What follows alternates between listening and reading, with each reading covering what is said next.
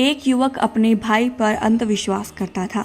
कोई उसको कहता कि तेरा बड़ा भाई मैं और तेरे स्वभाव में बहुत फर्क है, इतना अंधविश्वास होना ठीक नहीं। युवक कहता, मेरे पिता की मृत्यु के बाद वही मेरा सब कुछ है। थोड़े ही समय में अपने छोटे भाई को अंगूठा दिखा दिया और सारी नगद पूंजी जो पिता के टाइम से ही थी, उसे अपनी संपत्तियों पर और व्यापार में घटा दिखाकर उसको शून्य कर दिया। मिलने वाले कहते भी कि कोर्ट में केस कर दो, सारी जमीन जायदाद वापस पैसा मिल जाएगा। लेकिन युवक का जवाब होता कि वह मेरे पिता के समान है, मैं उन पर कोई केस नहीं करूँगा। वह युवक किसी एक संत के पास पहुँच गया। संतों का सब पता होता है। उन्होंने युवक से आने का प्रयोजन पूछा और कहा कि हमारे को पता है कि आपके साथ क्या हुआ है। युवक बोला, महाराज, मैं आपके पास इसलिए नहीं आया कि आप मेरी ज़मीन जायदाद या रुपया पैसा दिलवा दो। आपकी कृपा से सब ठीक है।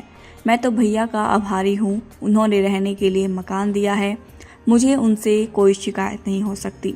मैंने भी भैया के साथ किसी जन्म में ऐसा किया होगा, इसलिए वो मेरे साथ कर रहे हैं।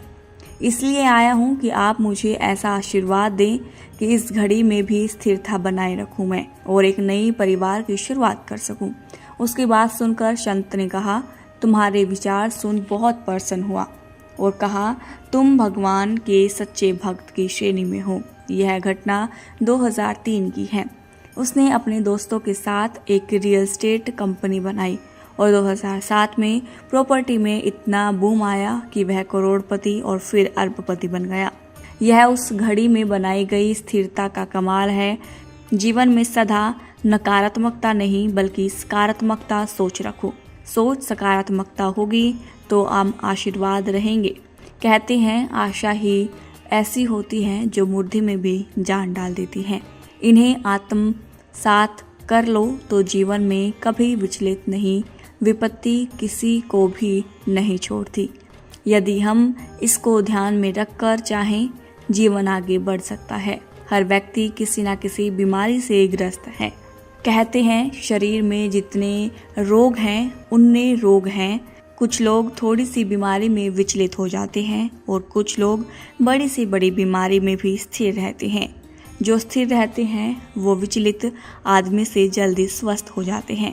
ध्यान रखो, तन की बीमारी को मन पर हावी मत होने दो।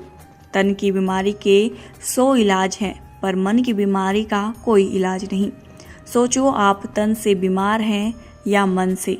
जब मन बीमार हो जाता है तो मानसिक रूप से बीमार हो जाते हैं। आप अपने मन को और तन को स्वस्थ रखें तो आपके पास कोई दुख नहीं आ सकता। इसीलिए कहा है, जीना यहाँ मरना यहाँ।